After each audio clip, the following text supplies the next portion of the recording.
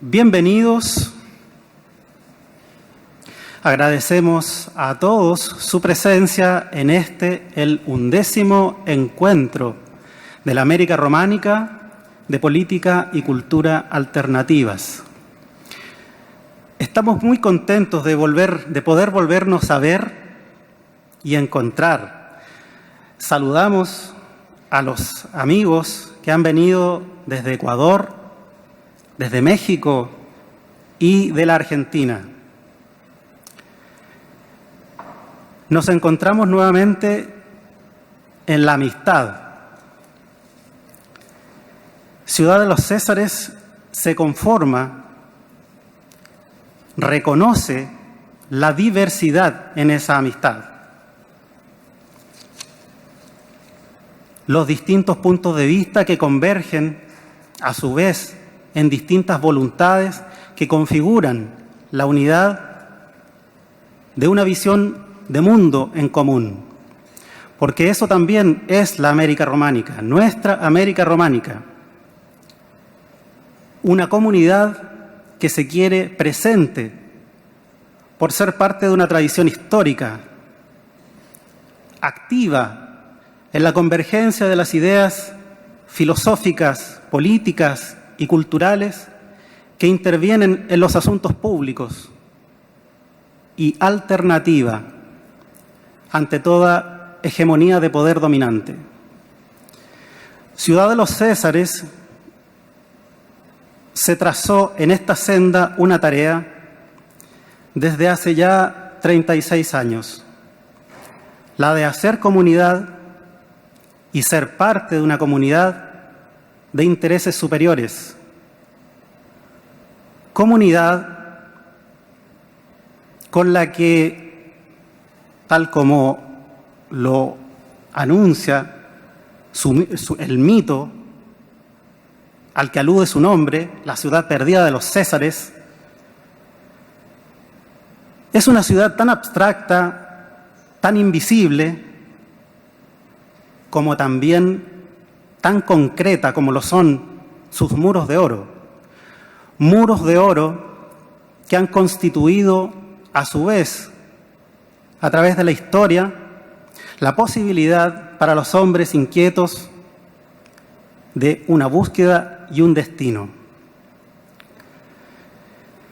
Queremos, en esta oportunidad, dar las gracias al presidente del Senado, el señor José García Ruminot, por otorgarnos la oportunidad de ocupar este espacio cívico, histórico, también para las ideas políticas de Chile. Hacemos extensivo este agradecimiento, a su vez, a todos los colaboradores, trabajadores de este lugar, por habernos recibido y por las atenciones que nos han brindado. Hoy es 5 de septiembre. Conmemoramos, además, una fecha histórica para toda una tradición heroica. Hoy día, y una vez más, honramos la memoria de aquellos jóvenes nacionalsocialistas que cayeron masacrados en el edificio del Seguro Obrero, aquí muy cerca, en el centro de Santiago, un 5 de septiembre del año 1938. Ellos murieron defendiendo un ideal, pero al mismo tiempo pasaron a la historia de la tradición histórica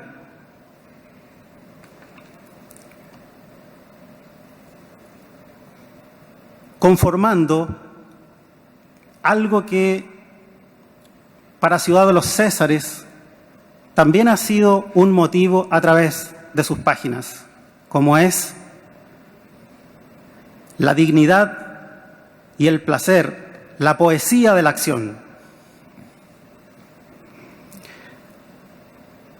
Damos inicio de este modo a la primera de 3 jornadas de celebración y amistad de este 11º encuentro de la América Románica de Política y Cultura Alternativas. Dejamos con la conferencia inicial al Premio Nacional de Historia del año 2010, académico de la historia, profesor de la Universidad de Chile, amigo y colaborador de Revista Ciudad de los Césares desde hace muchos años, el profesor Bernardino Bravo Lira, que nos va a ofrecer su conferencia Constitución y Reconstitución. Muchas gracias.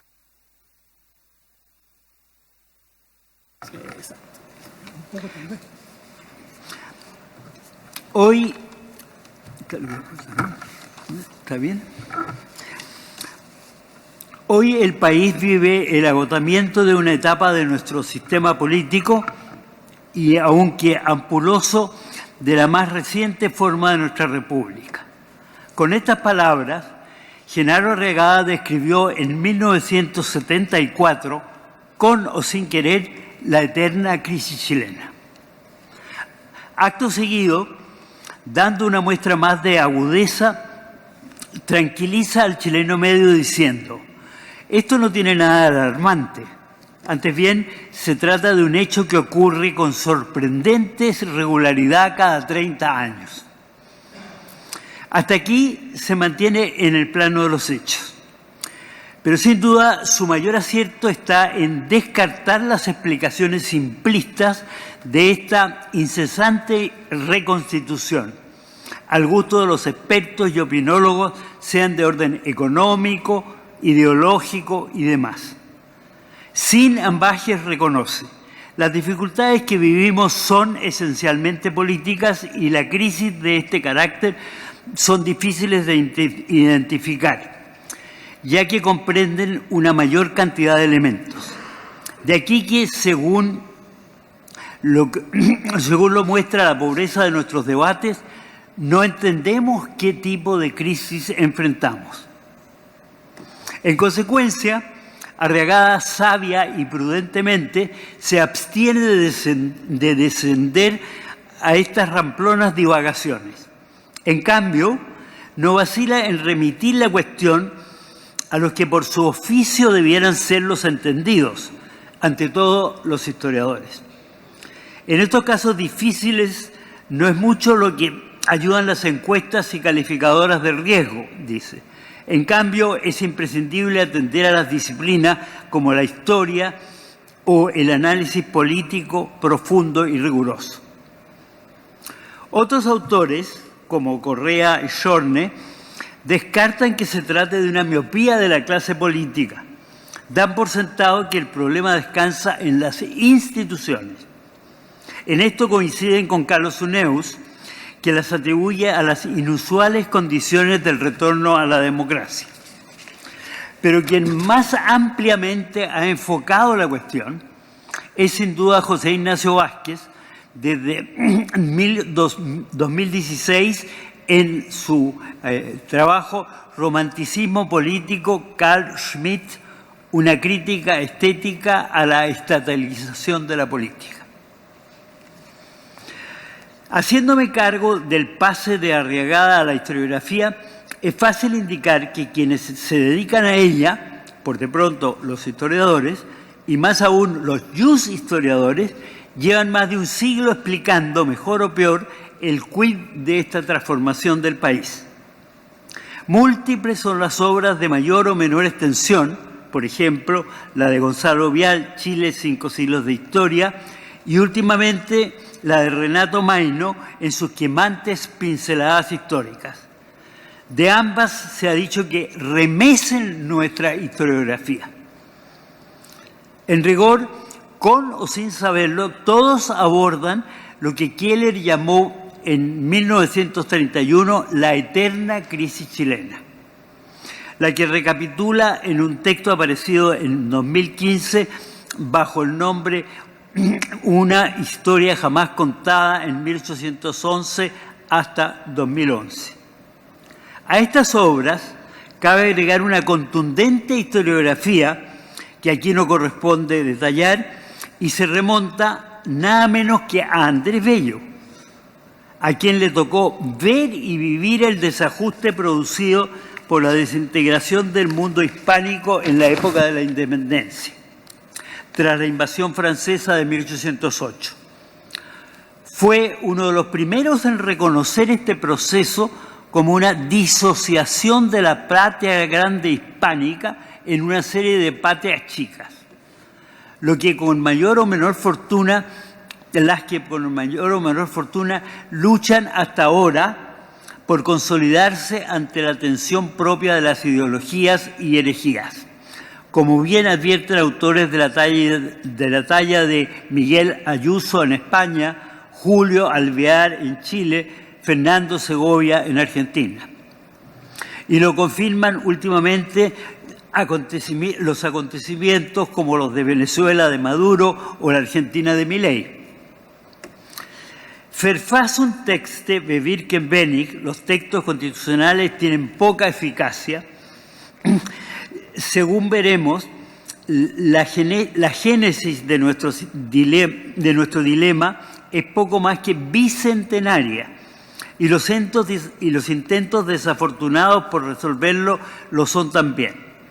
De ahí que antes de Bello, Jovellanos descartara a las condiciones de papel a la francesa como solución. Se destaca, escribe, se redactan en pocos días, se contienen en pocas páginas y duran pocos meses. Al cabo de 40 años, estas palabras, en 1848, Bello vuelve sobre el tema y a la vista del carrusel de constituciones escritas, el conflicto entre la constitución real y viva de estos países y las nuevas constituciones escritas, que según él son una hoja ligera que nada sobre el torrente revolucionario y al final se hunde en él.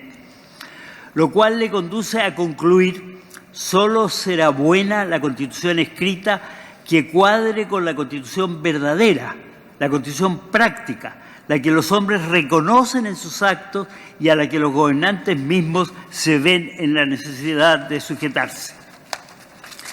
Scheinkonstitutionalismo. ¿Qué se llama el constitucionalismo aparente? De esta suerte, la ineficacia de las constituciones de papel solo puede comprenderse en razón de su incompatibilidad con la realidad, debida a la incoherencia con la constitución histórica de las patrias.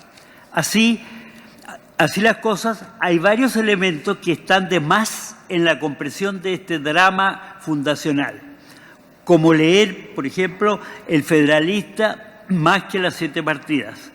Otros muchos están de menos, así como hay cosas que están de más, hay otras muchas que están de menos, al punto de ser casi olvidados. Por de pronto, nuestra historia no comienza en 1810 con los autodenominados padres de la patria, juntas de gobierno y constituciones escritas, según últimamente hacen ver autores como Evandro Fernández de Pontes en Brasil o Eduardo Andrade Rivas en Chile.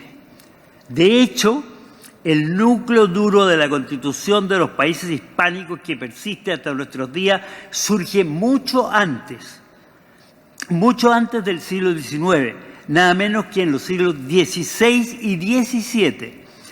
Cabe señalar que Néstor Mesa Villalobos sacó a luz, bordando sobre documentos, como dice él mismo, y autores, que la conciencia política en Chile ya se encontraba perfilada en el siglo XVII.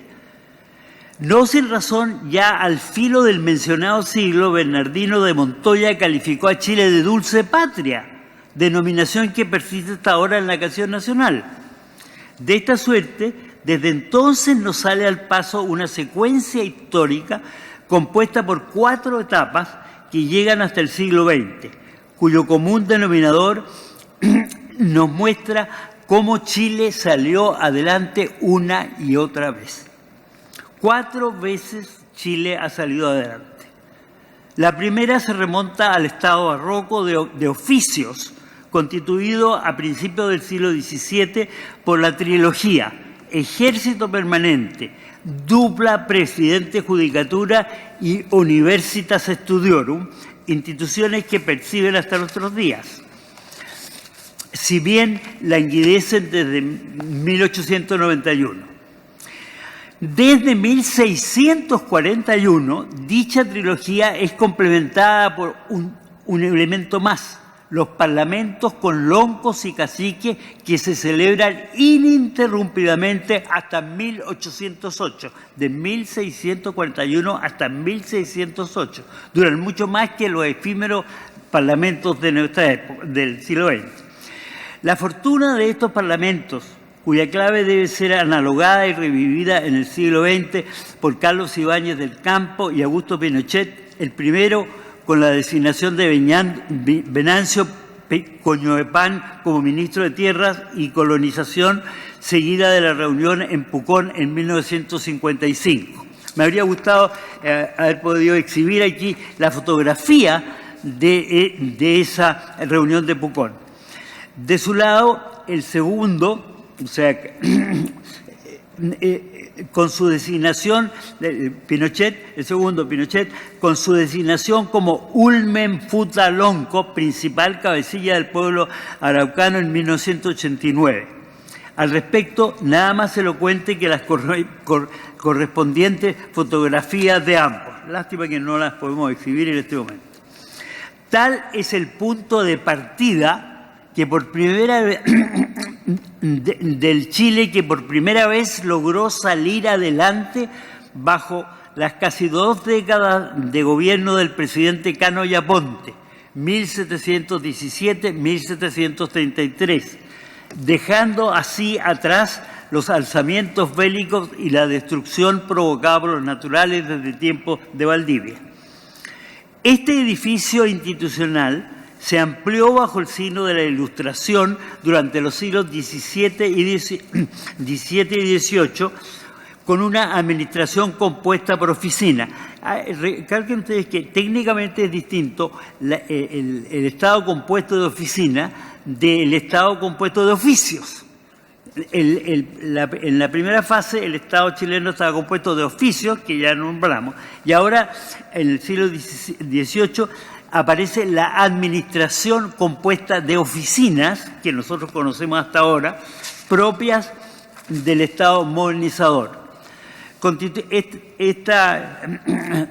Esta nueva organización está constituida por una red de ministerios, que ya conocemos, intendencia y otras oficinas, y corresponde al marco de la segunda vez que Chile salió adelante, concretamente bajo el ciclo de los 4 presidentes modernizadores desde arriba y luego virreyes, desde Manso de Velasco, 1737-1744, hasta Ambrosio O'Higgins, 1788-1796.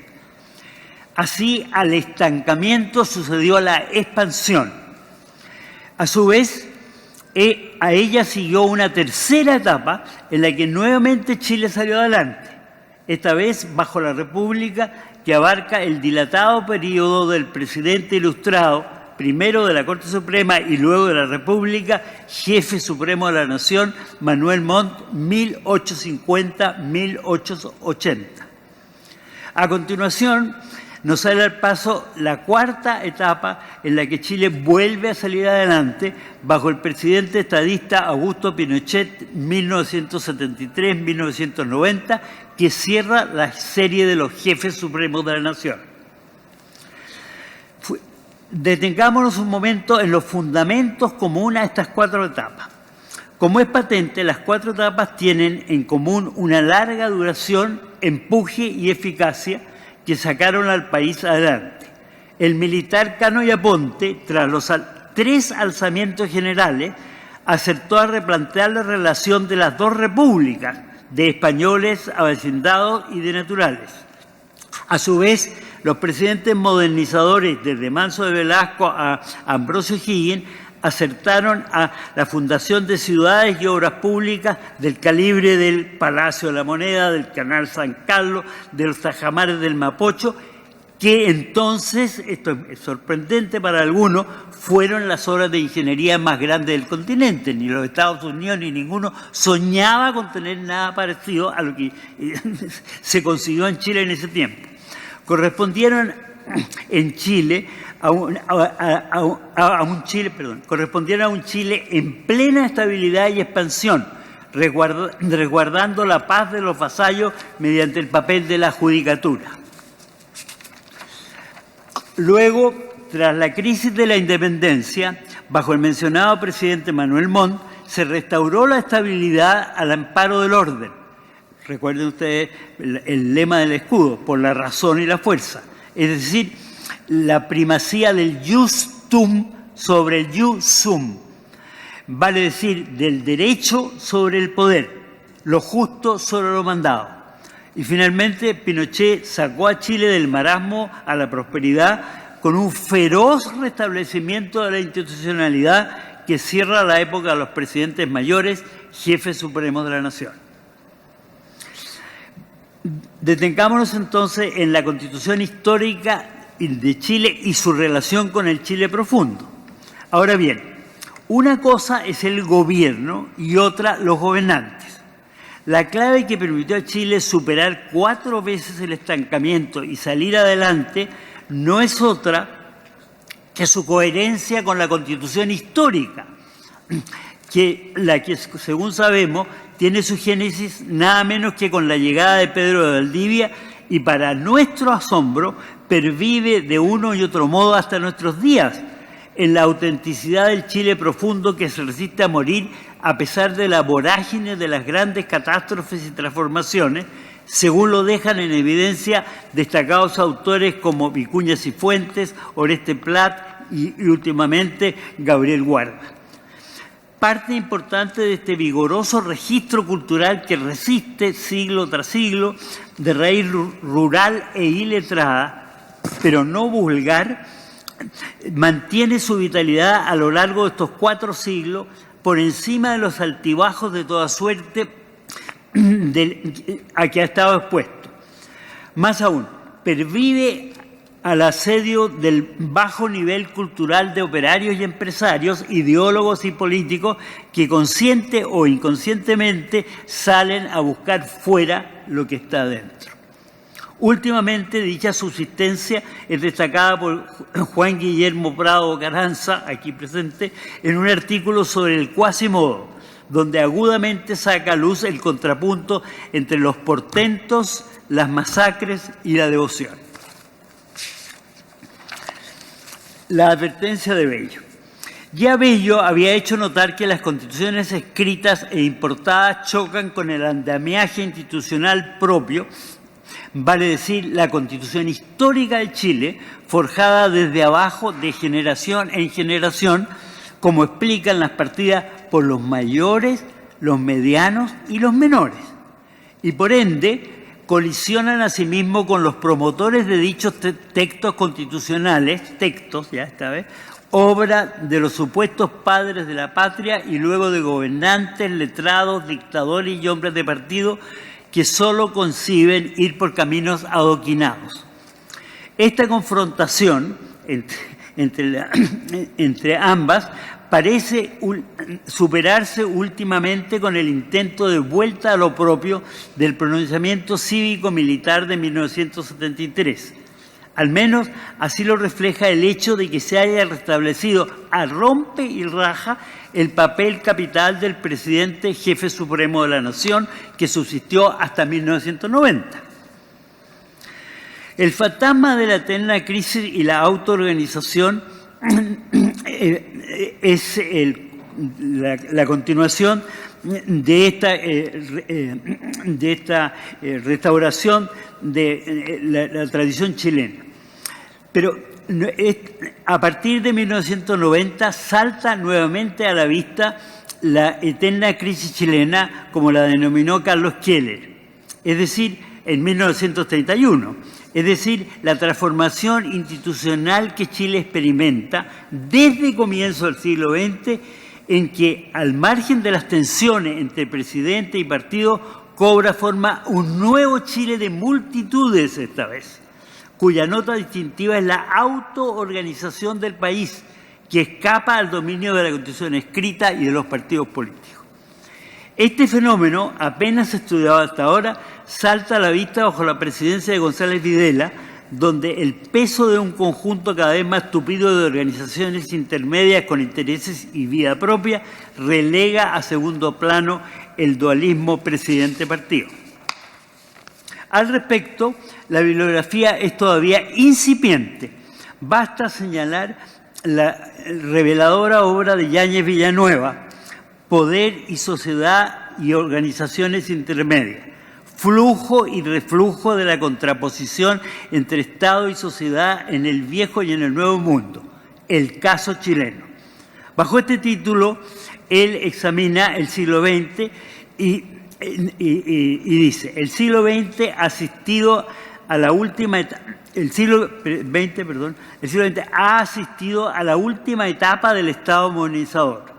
En ella surge y se derrumba la versión interventora del mismo que concebía la proliferación del campo de acción del Estado como único medio de mejorar las condiciones generales del país.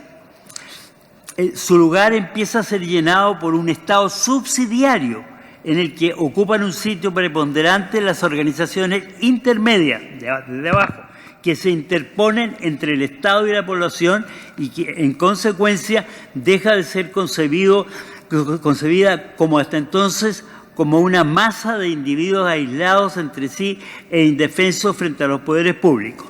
Este texto está entre comillas, es lo que escribe Yáñez Villanueva, describe Villanueva en su obra. Últimamente, al respecto, debemos una suerte de recuento actualizado debido a José Miguel Sarroca Poblete en su obra Las asociaciones gremiales. El sino de los presidentes y partidos frente a este Chile autoorganizado. De esta suerte, el dualismo presidente-partido se ve cada vez más amagado, primero por las asociaciones gremiales y luego relegado a un papel más bien secundario dentro de un Chile cada vez más autoorganizado del periodo de 1973-1990 que hemos vivido todos nosotros. Este desenlace fue anticipado por Genaro Barragán en 1974, cuando hizo ver lo siguiente: hoy el país vive el agotamiento de una etapa de nuestro sistema político, y aunque suene ampuloso, de la más reciente forma de nuestra república. Mas esto no es todo. Cabe decir que el dualismo presidente-partido recibió su partida de defunción desde el momento en que José Rodríguez Elizondo, en 1990, aclaró que el llamado restablecimiento de la democracia de esa época se hizo sin otra meta que restablecer los partidos, el Parlamento y las elecciones. Lo que, para colmo, no tardaron de confirmar los hechos en 2019 con el llamado estallido social que todos ustedes han vivido, donde esos mismos tres elementos naufragaron violentamente sin que hasta ahora hayan podido levantar cabeza, según lo dejó ver el carnaval de convenciones constitucionales fracasadas que no tuvieron otro efecto que apuntalar el texto constitucional que pretendían cambiar. De las realizaciones a la desprolijidad.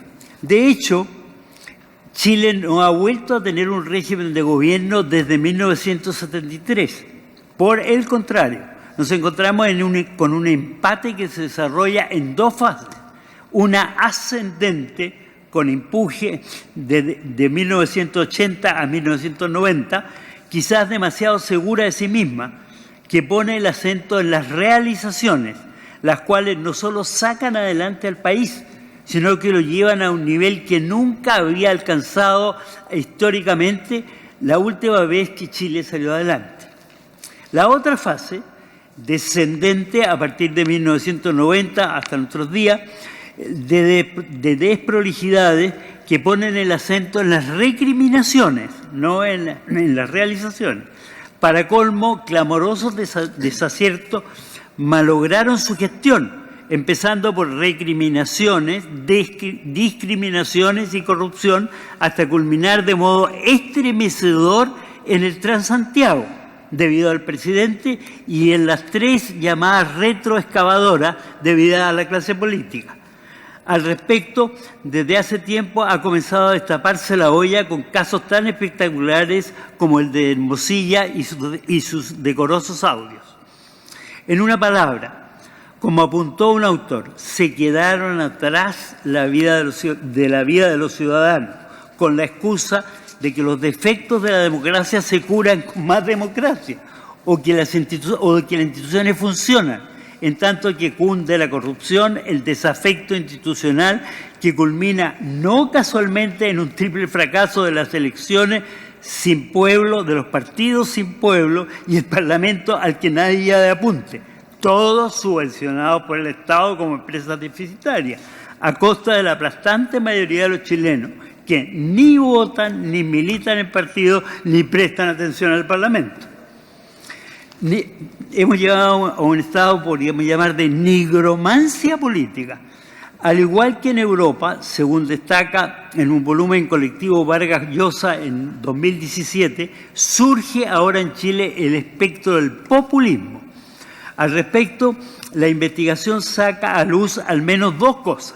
La fatiga de la superestructura partidista en Chile, en el Chile del empate, y la falta de renovación de la clase dirigente desplazada en 1973 y vuelta al poder desde 1990, que, según ha mostrado Rodríguez Elizondo, volvió al poder sin haberse renovado, sin otra meta que revivir el andamiaje político decimonónico, partidos, elecciones y parlamento, al que había puesto abrupto fin el incendio de Moneda en 1973.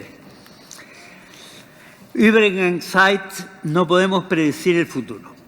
Desde entonces el espectáculo es inconfundible y por lo visto hasta ahora insuperable. Al parecer ni siquiera se piensa en soluciones institucionales efectivas y operantes. Casi no se habla sino de recuperar esa misma democracia que nunca existió y desapareció por sí sola.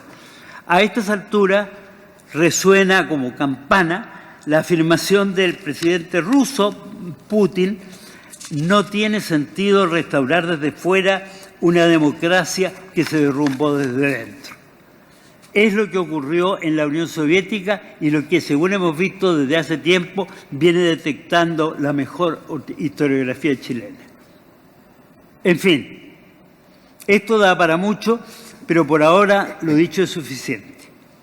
No sin dar parabienes, por una parte, a Ciudad de los Césares, nuestra anfitriona, y por otra parte, a esa aguda observación de Arriagada que nos sirvió de punto de partida para estas líneas. No entendemos el tipo de crisis en que vivimos. En consecuencia, como dijo él mismo, sabia y prudentemente se abstuvo de descender a ramplonas divagaciones de opinólogos de ocasión y en cambio no vaciló en remitir la cuestión a quien por oficio debiera ser entendido ante todo a los historiadores. A estas alturas, el Chile de multitudes implora una nueva salida adelante, coherente con su constitución histórica, pero no sabemos si llegará a darse, ni menos aún cuándo y cómo.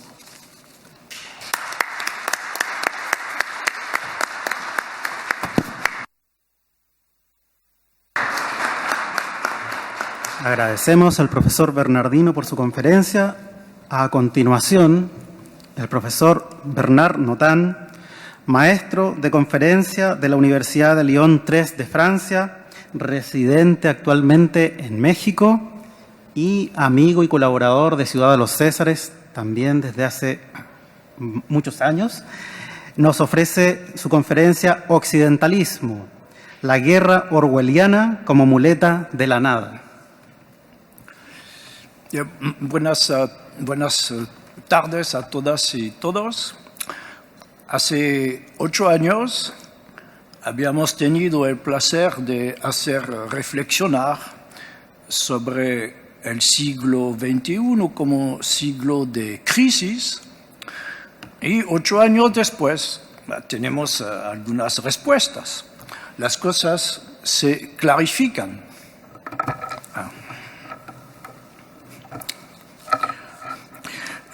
Entonces, 8 años después, las cosas se clarifican y se clarifican a través de la observación de las obras de hombres de letras o las obras cinematográficas, porque la hipótesis es que un mundo dominado por traficantes no puede constituir élites artísticas, culturales, científicas o políticas.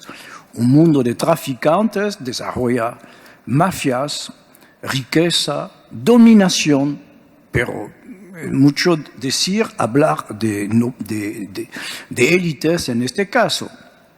¿Dónde encuentran sus ideas, entonces, más allá de las astucias para enriquecerse? ¿Dónde encontrar ideas? En la gente que escribió novelas y la gente que tiene capacidad a redactar obras de ficción. Entonces, eso es lo que vamos a observar. Por una parte, el modelo que se detecta más claramente es la presencia de la guerra permanente, según lo que había previsto George Orwell en su famoso 1984.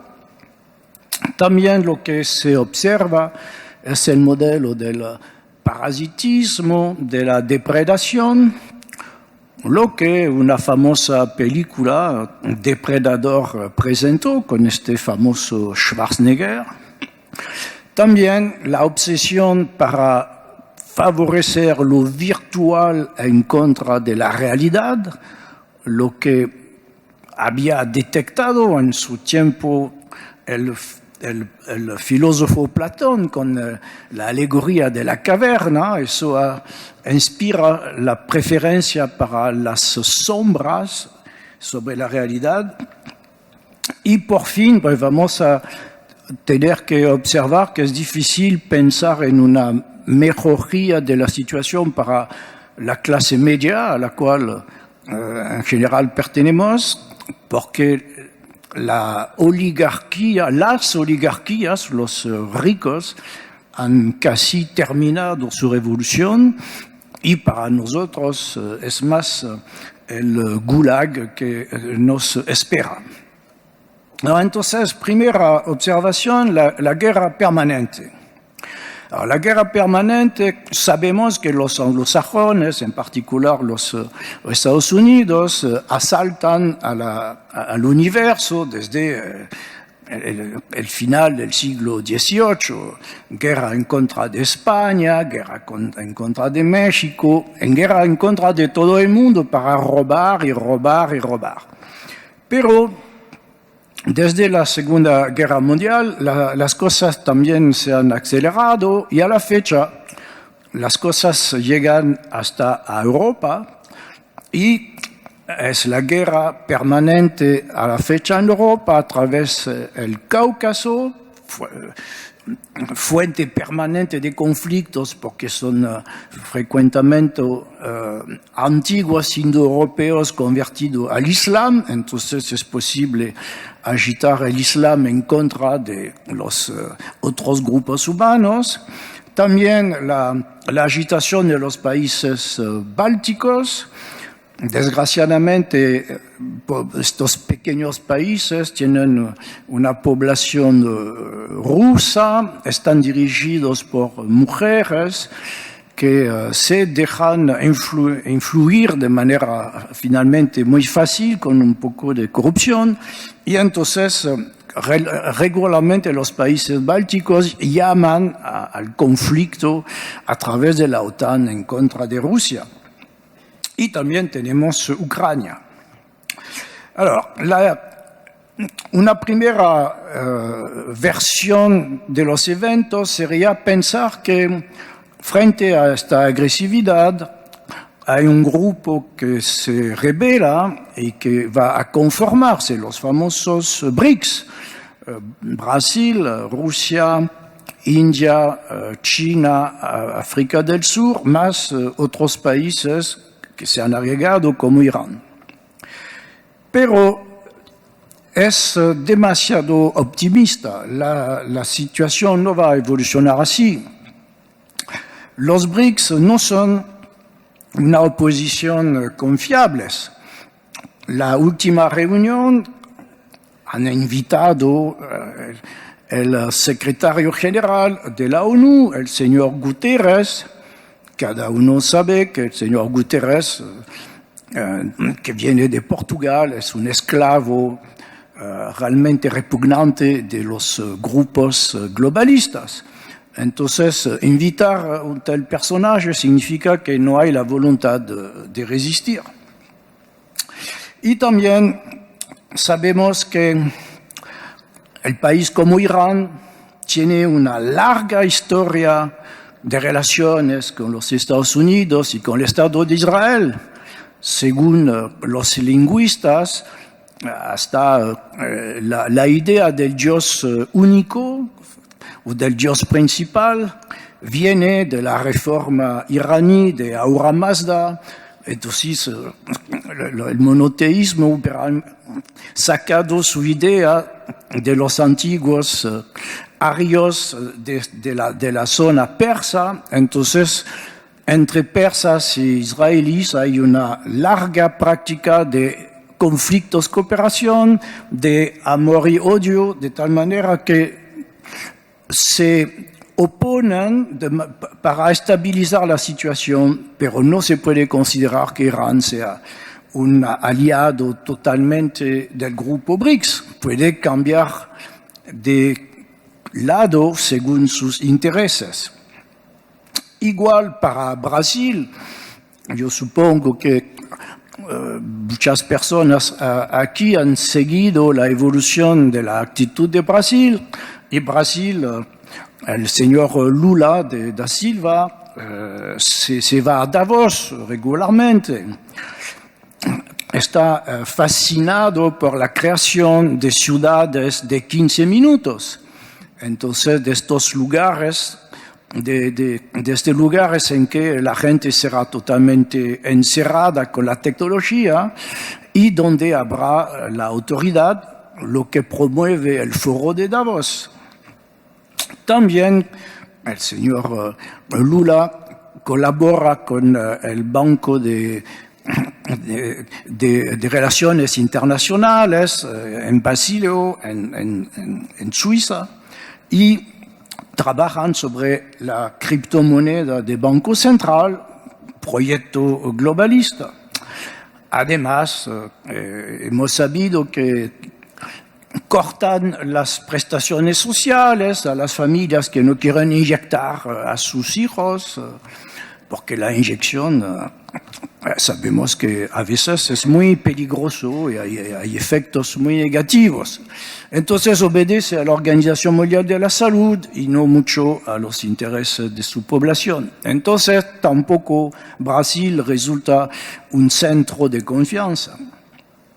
Y China también colabora a nivel de la Organización Mundial de la Salud. Hemos visto todo lo que han hecho a la ocasión de la pseudo-pandemia de la COVID, colaboran con la moneda electrónica y sirven de modelo también para transformar las relaciones sociales en relaciones de dependencia. El pueblo, tal como lo ven los asiáticos, es un pueblo que debe obedecer gracias a la tecnología, y el mundo occidental está copiando eso lo más posible. Entonces, China colabora a nivel internacional, aunque pueda aparecer a nivel local para los Estados Unidos como una oposición, en la medida en que no quieran comprar todas la producción y las ideas de los anglosajones. Igual para la India.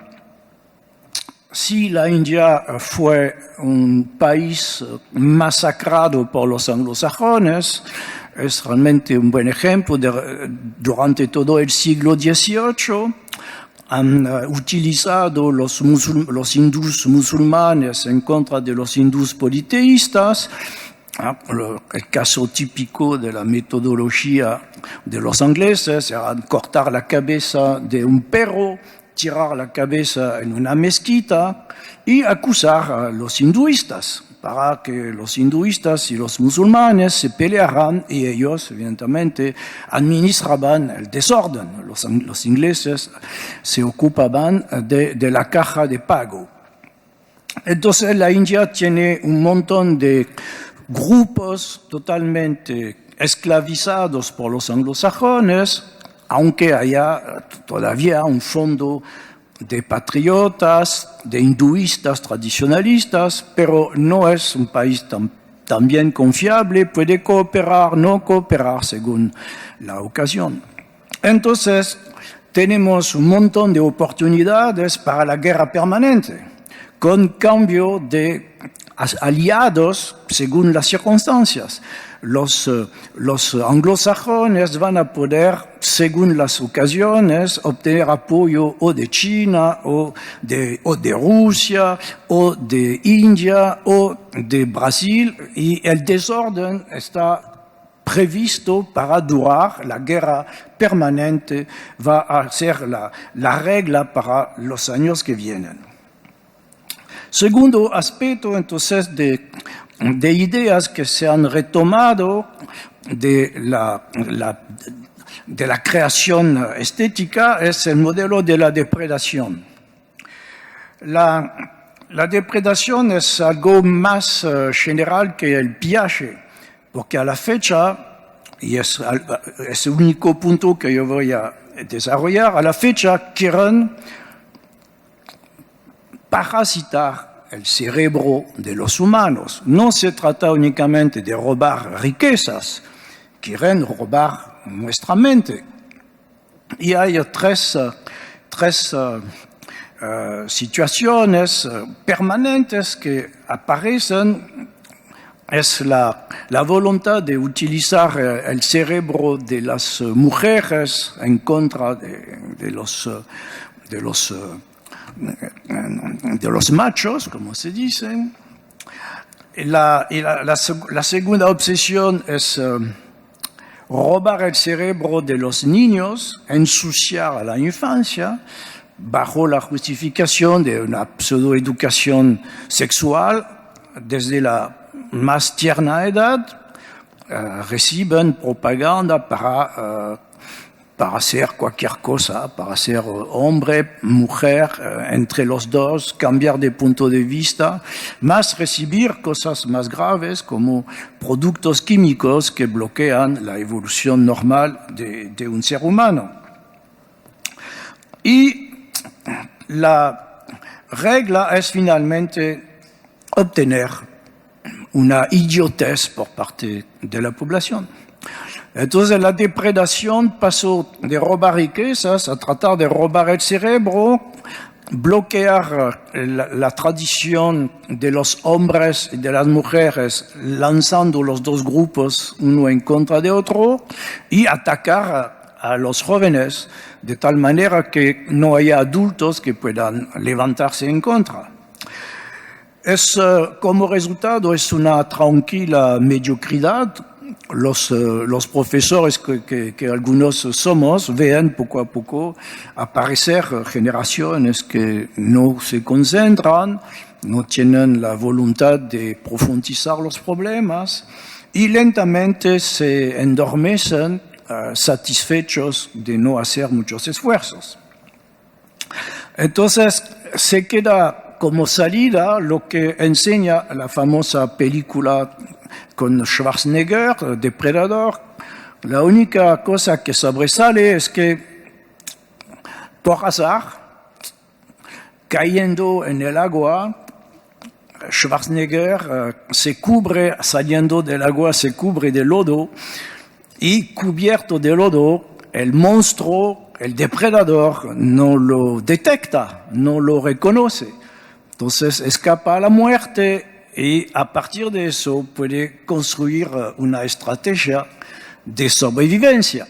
Y es lo que cada uno debe preocuparse de hacer a la fecha, cómo pasar desapercibido, como esconderse un poquito para desarrollar una estrategia de reactivación de su propio ser.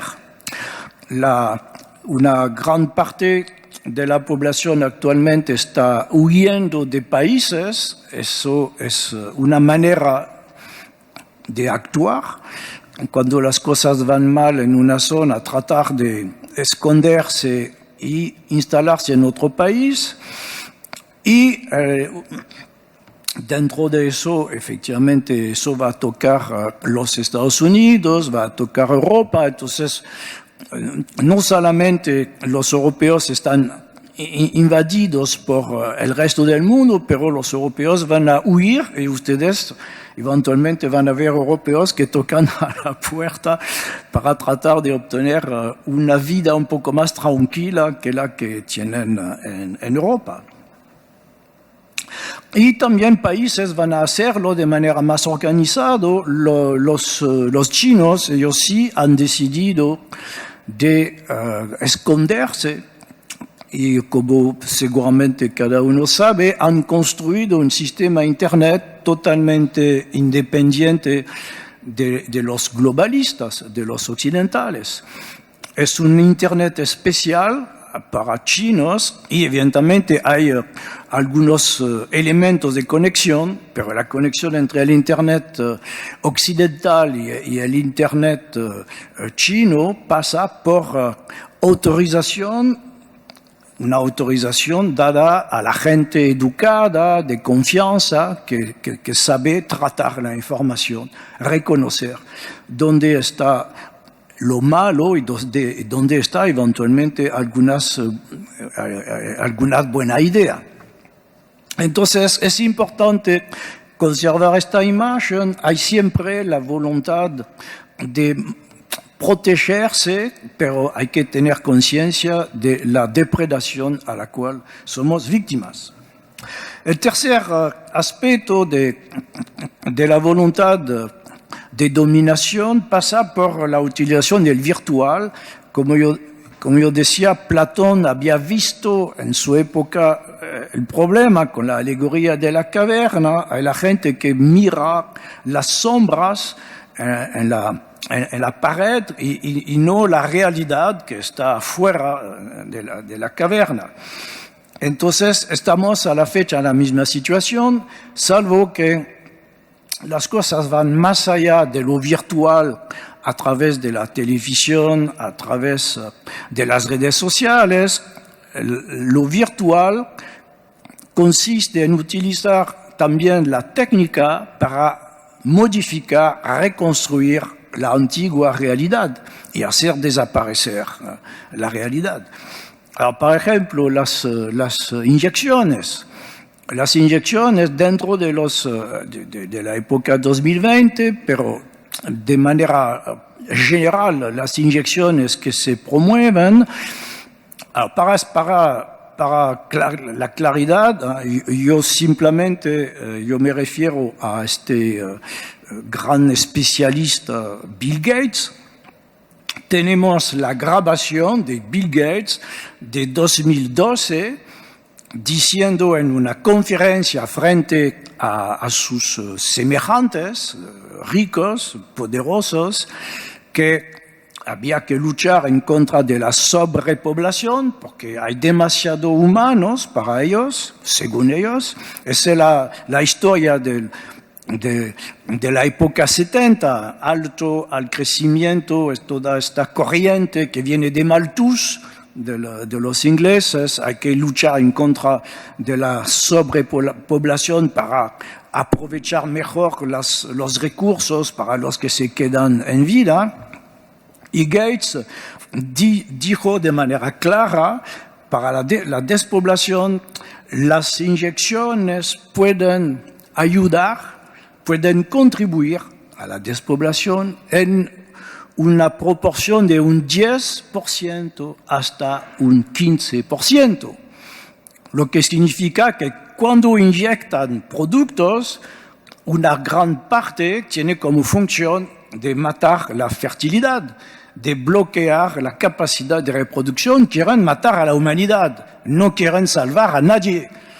Y no es un complot de nosotros que interpretamos mal, ellos lo dicen, no se esconden. Entonces, con las inyecciones que reducen la fertilidad, como por azar, la tecnología ofrece una alternativa, el útero artificial.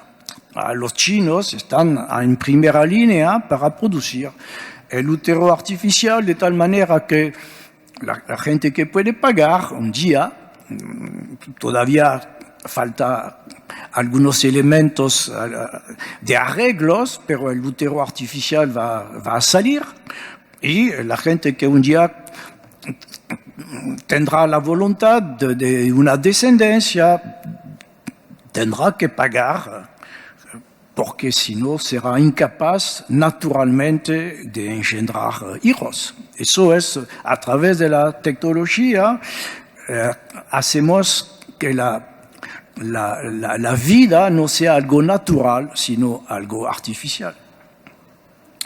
Segundo ejemplo, la relación entre el cerebro y la computadora. Es otro personaje muy conocido, el señor Elon Musk, cuya actividad en la empresa Neuralink se dedica a conectar el cerebro humano con la computadora, y como por azar, la conexión se hace entre el cerebro y la computadora, se hace a través del óxido de grafeno o a través de nanorobots neuronales. Y el óxido de grafeno, yo me permito señalarlo, es lo que el Centro Español de la Quinta Columna descubrió en los frascos de Pfizer para inyectar la vacuna en contra de la COVID. En los frascos de Pfizer, la Quinta Columna descubrió óxido de grafeno. Y el óxido de grafeno es la materia que va a permitir conectar el cerebro humano a la computadora.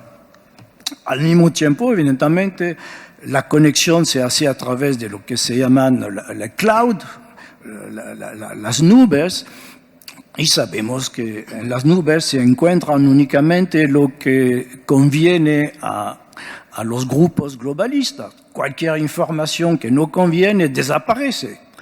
Los libros desaparecen, las informaciones se evacúan, la censura está permanente, salvo que es la tecnología que se encarga de eso y nadie finalmente se da cuenta, si no tiene la curiosidad de investigar, qué informaciones desaparecen. Y el tercer ejemplo de virtualidad es la computadora biológica. La computadora biológica, es decir, que a partir de las células madres, las que se encuentran en el cordón umbilical y a partir de las cuales el organismo produce las otras categorías de células, estas células madres van a constituir redes neuronales y estas redes neuronales van a estar en contacto con una trama de electrodes. Entonces, la energía va a pasar del cerebro hacia la computadora a través de los electrodos o viceversa, a través de una corriente eléctrica será posible influir sobre las neuronas biológicas. Entonces, todo eso hace que al final estamos frente a una verdadera revolución, la revolución de los oligarcas, de los ricos, y eso prohíbe cualquier rebelión de nuestra parte. La última rebelión que hemos visto en Inglaterra en contra de asesinos de niños, los autóctonos, los ingleses que empezaron a manifestar en contra de la muerte de hijos asesinados por un inmigrado con cuchillos, son los ingleses que se encontraron en la cárcel, condenados a varios años de cárcel, y el asesino no tiene nada. Entonces estamos dentro de este proceso. El Estado en varios países se han transformado en el enemigo de su población, de su población, de los autóctonos, de los nativos. Y eso nos hace pensar lo que pasó con los bolcheviques. Cuando se instalaron los bolcheviques en 1917, se dedicaron a matar la élite patriota de Rusia a favor de la chusma, a favor de los esclavos que aceptaban la ideología. Entonces estamos en una fase en que los oligarcas que han creado estructuras verticales desde el Fondo Monetario Internacional, la Organización Mundial de la Salud, etc., dan órdenes de manera vertical y la oposición o la rebelión que pudiera ser horizontal por parte de los pueblos está casi imposible. Sobre todo que la tecnología nos vigila, como la gente no lo reconoce. Eliminar las fronteras de los países es establecer fronteras alrededor de cada de nosotros. Hace algunos años, para entrar en Chile había vigilancia y no había un sistema de control a la entrada del Senado. A la fecha, pues no hay tanto control para entrar en Chile, pero hay un control para cualquier actividad aquí en Senado, pero en los supermercados por todos lados. La eliminación de las fronteras de los estados es para colocar la frontera alrededor de cada de nosotros, obligarnos a vivir como en un tipo de gulag sin tecnología autorizada, no podemos hacer nada. Entonces, ¿cómo rebelarse? Y la hipótesis es que será imposible por un buen rato rebelarse en contra del sistema actual. Alors, el sistema actual se considera como democrático y vamos a reconocer que simplemente es una democracia totalitaria, porque la palabra democracia a la fecha significa únicamente la autorización de varios vicios. Se puede hacer un montón de estupideces, se puede organizar orgías de todo tipo, hay diversiones, juegos, internet, y eso se llama democracia para engañar a la población, pero evidentemente es imposible cambiar eso, es imposible rebelar. La primera rebelión lo hemos visto en Francia con los chalecos amarillos, en Inglaterra hace poco.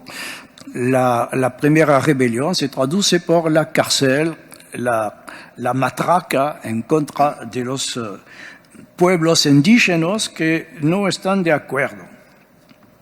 Y la otra parte de la democracia se afirma democracia porque es únicamente una ocupación mental.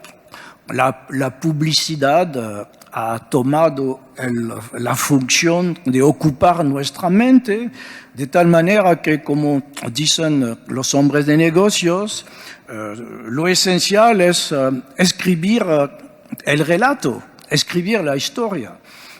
O eventualmente podemos hacer una referencia a la metodología del Antiguo Testamento. Hay que escribir historias piadosas, hay que escribir verdades reveladas, hay que escribir historia santa. Todo está inventado, evidentemente, pero hay que creer bajo sanción, bajo pena de muerte civil, de cárcel, de ruina. Eso es la ocupación intelectual democrática. Entonces, para concluir, la situación se ha clarificado, el proceso de crisis se estabiliza alrededor de una guerra permanente, de un proceso de casi transformación de los hombres de negocios y sobre todo de los banqueros en representantes de una divinidad. Y para justificar todo eso, regresa el racismo teológico.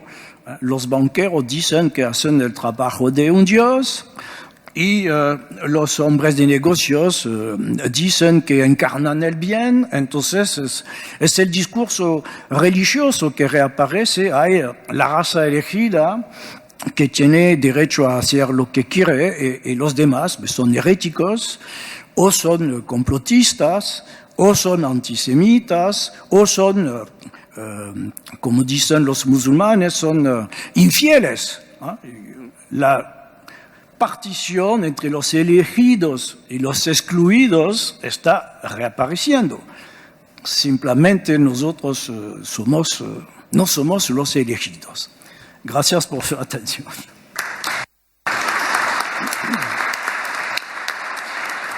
Gracias, profesor Bernard. A continuación, el profesor Erwin Robertson, quien es maestro especialista en la Cátedra de Historia Antigua y Teoría de la Historia de la Universidad Metropolitana de Ciencias de la Educación, del Magíster en Estudios Clásicos de la misma Casa de Estudio y director de la revista Ciudad de los Césares. El profesor Robertson nos presenta su conferencia Talasocracia y Epirocracia, modelos para nuestra América. Al finalizar la conferencia del profesor Robertson daremos paso a una ronda de preguntas y discusión. Buenas tardes. Mi exposición será sobre un tema conceptual que, como ustedes verán, no deja de tener relevancia en la política real mundial. En Tierra y Mar, Carl Schmitt ha presentado como una clave de la historia universal la oposición entre pueblos marítimos y pueblos terrestres. Aunque para el jurista y filósofo político esta oposición no ha cobrado su verdadero significado hasta los tiempos modernos. El contraste mítico-simbólico entre Leviatán, el monstruo marino, y Behemoth, el monstruo de la tierra, se ha mantenido en un plano limitado hasta el albor de la modernidad. Pues, dice Schmitt, la antigüedad y la Edad Media, centradas en el Mediterráneo, no conocieron verdaderamente esta oposición. Fenicios, griegos, bizantinos, venecianos y otros, por mucho que surcaran y eventualmente dominaran los mares, permanecieron siendo, en esencia, pueblos terrestres. Solo con las conquistas técnicas en el arte de la navegación y con los grandes descubrimientos geográficos, a lo que hay que agregar, o agrega Schmitt, la reforma protestante con su modalidad calvinista, solo entonces se inició una época oceánica. La batalla de Lepanto en 1571 se libró de modo no muy diferente a cómo se habían librado las batallas navales de la antigüedad, es decir, batallas entre naves movidas por remos. Unos pocos años después, en 1588, la derrota de la Armada Invencible mostró la transformación de la guerra naval y marcó el inicio de la nueva época. El pueblo que, más que ningún otro en la historia, se ligó al mar, de modo tal que fue el mar su elemento y medio propio, y no ya la tierra, fue el inglés. Y Inglaterra, de un modo realmente sin precedentes, superando a los holandeses, sus maestros, llegó a ser el Leviatán de los tiempos modernos. En la actualidad se ha solido comparar a la ínsula británica con un portaaviones anclado frente a las costas de Europa. Schmitt va más lejos y la compara con un gran pez. En lo que sigue no vamos a discutir las ideas de Schmitt. Observaremos solamente que, de modo curioso, el jurista alemán omite a un pensador de la antigüedad, cuyas reflexiones parecen anticipar las suyas propias.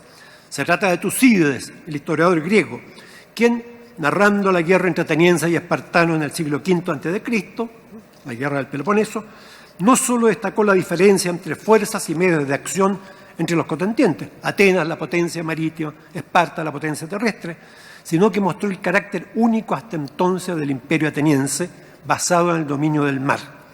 Los protagonistas de ello parecen tener conciencia, al menos según la forma en que los hace hablar Tucídides. Por ejemplo, el rey espartano Arquidamos, oponiéndose a una decisión voluntarista sobre la guerra, advierte a los suyos: la guerra, sobre todo la de hombres de tierra adentro contra marinos, no consiste tanto en las armas como en el dinero, que hace inútiles las armas. Y Pericles enseña a los atenienses: el imperio del mar es lo decisivo. Si fuésemos isleños, seríamos más inexpugnables. Es preciso, recomienda él, que abandonando la tierra, los campos y las casas, defendáis el mar y la ciudad. Agrega Pericles: de los dos elementos de los que manifiestamente se puede sacar partido, la tierra y el mar, sois vosotros los atenienses los dueños de uno de ellos, del mar todo entero. De forma que el dominio del mar se manifiesta superior, dice Pericles, a la utilidad de las casas y los campos. Casas y los campos que los atenienses deberían ver como un huerto y un ornamento de su riqueza, comparados con el dominio del mar. Con seguridad, no todos los griegos, ni siquiera todos los atenienses, compartían las ideas de Pericles o de Tucídides en la materia. Es verdad que hay una diferencia de escala entre las guerras y poderes navales en el Mediterráneo y enfrentamientos y dominios oceánicos. Mas, en todo caso, queda firme que la noción del dominio del mar, opuesto al dominio de la tierra, y en definitiva más ventajoso que éste, no es absolutamente novedosa, y que las ideas modernas al respecto encuentran importantes precedentes. Ahora, cuando los griegos decían poder naval o imperio marítimo, empleaban la palabra talasocracia. Modernamente, esta palabra griega ha sido usada para designar el poder marítimo de Inglaterra y de Estados Unidos, en especial.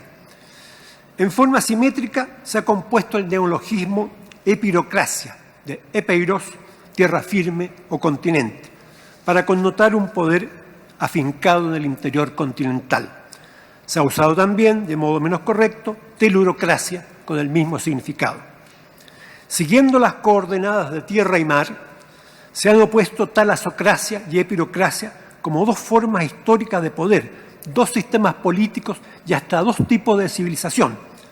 Quien ha popularizado esta contraposición ha sido principalmente el publicista ruso Alexander Dugin. Según ello, las talasocracias no solo utilizan principalmente fuerzas navales y por consiguiente requieren una red de bases navales a lo largo de sus líneas de navegación. Además, su modo de acción preferente es el comercio, específicamente el comercio sin restricciones, favorecido por el dominio del mar. Políticamente, las talasocracias son liberales. Por el contrario, las epirocracias se basan en ejércitos de tierra, son sobre todo campesinas y políticamente conservadoras o tradicionalistas. La contraposición se ve ilustrada, si se recuerda, a Atenas y Esparta en la antigüedad, a Inglaterra y Alemania en su momento, y a Estados Unidos y Rusia desde 1945 y hasta la fecha, por lo visto. Inglaterra sería el caso típico, primera potencia naval mundial desde el siglo XVIII, campeona del libre cambio del siglo XIX, patria del liberalismo económico y del régimen parlamentario, artífice de un imperio mundial articulado en posiciones insulares o costeras, de Gibraltar a las Malvinas, de Chipre a Singapur, de Adén a Hong Kong.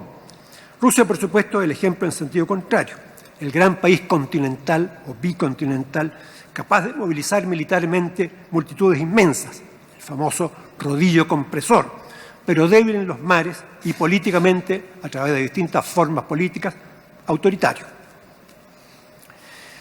La tipología talasocracia y epirocracia es un instrumento útil para comprender algunos aspectos de la historia universal y de la política mundial. Sin embargo, no debe ser extremada y requiere tomar en cuenta los matices. La oposición no es absoluta. Una potencia puede ser talasocrática o epirocrática según las circunstancias. Cartago, una típica talasocracia, como se suele afirmar, vencida por Roma en una guerra, en parte terrestre, en parte naval, buscó compensación emprendiendo la conquista de España. O sea, un imperio terrestre era lo que pretendía. Inglaterra tenía la parte más valiosa de su imperio en el subcontinente indio, desde el Hindu Kush o sea, de Afganistán hasta la península de Indochina. Y los soldados de la India, como se sabe, fueron fundamentales para el Imperio Británico en 2 guerras mundiales. Por su parte, Estados Unidos encontró su destino manifiesto en la expansión continental, del Atlántico al Pacífico, a través de toda la parte norte del continente americano. Su vocación propiamente talasocrática solo se perfilará en 1941, con la toma de posesión de las bases británicas del Mar Caribe y con la llamada Guerra del Pacífico contra Japón. Mayores matices en esta materia introducía nuestro amigo, el escritor Jan Parvulesco, cuando recordaba que el centro de gravedad de la geopolítica británica se encontraba en su mejor tiempo al este de Suez, y que a la inversa, pero animados por el mismo misterio de la lejanía, la Alemania de los Hohenzollern no solo aspiraba a una flota de guerra que rivalizara con la británica, sino que concibió, con el ferrocarril Berlín-Bagdad, la marcha hacia el Océano Índico y los archipiélagos del Pacífico, el archipiélago de Bismarck, la tierra del emperador Guillermo, las Islas Marianas, etc. Asimismo, observaba Parvulesco, en 1957 Rusia había optado por una vocación talasocrática, votando su gran flota oceánica, la Okeanska. Es decir, matices que hay que introducir en esta contraposición de que estamos hablando, que es necesario tener en cuenta para no simplificar demasiado las oposiciones políticas y geopolíticas mundiales. Sobre todo, una tipología como esta, potencias talasocráticas o epirocráticas, no puede usarse acríticamente, como si su solo enunciado contuviera la solución a los problemas que se desea enfrentar. Pensamos especialmente en nuestra América, que mucho ha sufrido de la traslación mecánica de ideas, principios o instituciones de otras regiones del mundo. El global imperialismo norteamericano no se define para nosotros por ser principalmente talasocrático, y si simpatizamos más con Rusia que con Estados Unidos, como es evidente para quien lea Ciudad de los Césares, valga ello lo que valiere, ¿no? No es en función de la antinomia que estamos comentando. Pensemos en el caso de Chile. Nuestro país es una larga costa sin hinterland. No existen las mesetas andinas de Perú y Ecuador. No existe un país interior como Argentina, Brasil o México. Si Chile tuviera vocación de potencia, esta debería ser necesariamente talasocrática. De hecho, así lo entendieron los padres de la independencia chilena.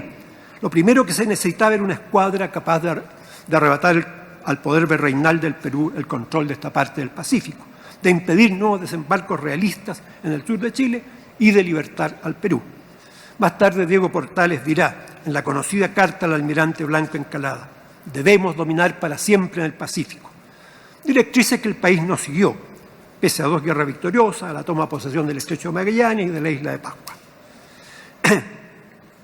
Y si ponemos la cuestión en un contexto más amplio, histórico, universal, es claro que el Imperio Español necesitaba el dominio del mar para la seguridad de sus posesiones panamericanas y para conservar el Pacífico como mare clausum.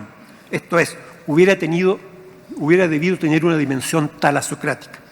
Así lo entendió el gran Sarmiento de Gamboa, que persiguió a Drake desde el Callao hasta México, que descubrió las Islas Salomón y que con la fundación de las desventuradas ciudades del Estrecho quería para su soberano el control del Mar del Sur, como se le llamaba. Más recientemente ha sido un almirante chileno, Jorge Martínez Busch, comandante de la Armada chilena entre 1990 y 1997, quien ha propuesto una tesis nueva en el marco de las concepciones geopolíticas, la oceanopolítica, como él la llamó. Se puede decir que inspira y permea toda su obra la tendencia de Karl Haushofer de 1908. Un espacio gigantesco se está extendiendo entre nuestros ojos, con fuerzas que fluyen a él fríamente objetivas y que esperan el alba de la era del Pacífico, sucesora de la vieja etapa del Atlántico y la caduca del Mediterráneo y de la pequeña Europa. Parte esta concepción del hecho de que mientras toda geopolítica del hemisferio septentrional es necesaria y básicamente terrestre, porque se aplica a la zona del globo en que dominan las masas continentales, en el hemisferio austral la mayor parte de la superficie del globo está ocupada por el espacio oceánico. Como el que más, según este marino y estudioso, Chile debería tener una conciencia oceanopolítica. En realidad, el territorio continental sudamericano de Chile es un territorio frontera y la mayor parte de su verdadero territorio corresponde al espacio oceánico. Un continuo espacial entre el continente y el borde occidental de las 350 millas marinas de la plataforma continental de la isla de Pascua. Este territorio oceánico comprende, varias fases, ¿no es cierto? Las fajas sucesivas del mar territorial, mar patrimonial o zona económica exclusiva, mar presencial, etc.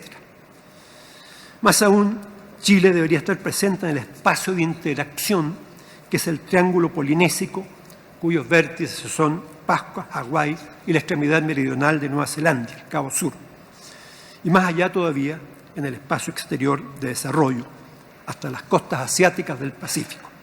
Esta es la concepción, era la concepción de este jefe naval estudioso, ¿no? Ahora, como quiera que se funde esta concepción oceanopolítica, y dejando de lado la cuestión de cómo ella ha sido recepcionada por la inteligencia geopolítica chilena, su solo enunciado, su solo planteamiento indica que una mirada geopolítica en esta parte del mundo no puede ser tan simple como la oposición entre una geopolítica continental y otra marítima, ni entre epirocracias y talasocracias. Hay otra manera de comprender el globo y la política mundial de la que ha sido favorita en ciertos ambientes. Por cierto, una concepción como la que comentamos requiere ser inscrita en una más amplia concepción americana. El citado almirante Bush recordaba la Declaración de Santiago de 1952, por la que Ecuador, Perú y Chile fijaron su soberanía sobre la llamada zona económica exclusiva.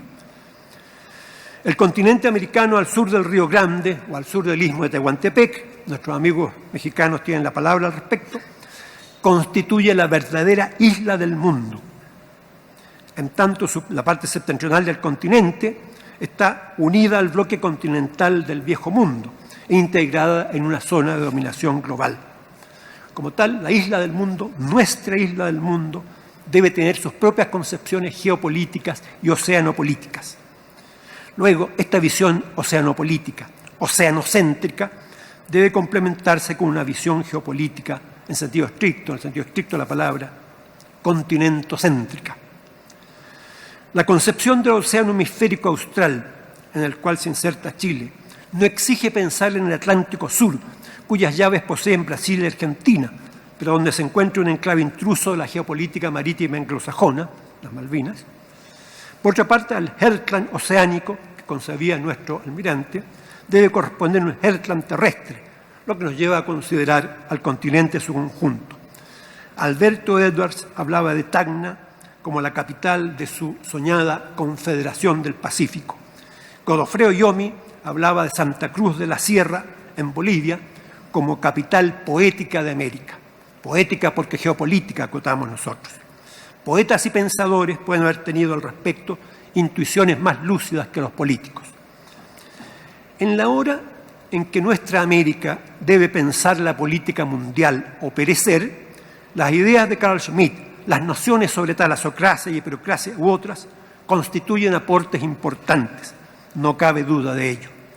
Pero nuestra América debe ser capaz también de elaborar sus propias concepciones teóricas. A ello estamos invitados. Gracias.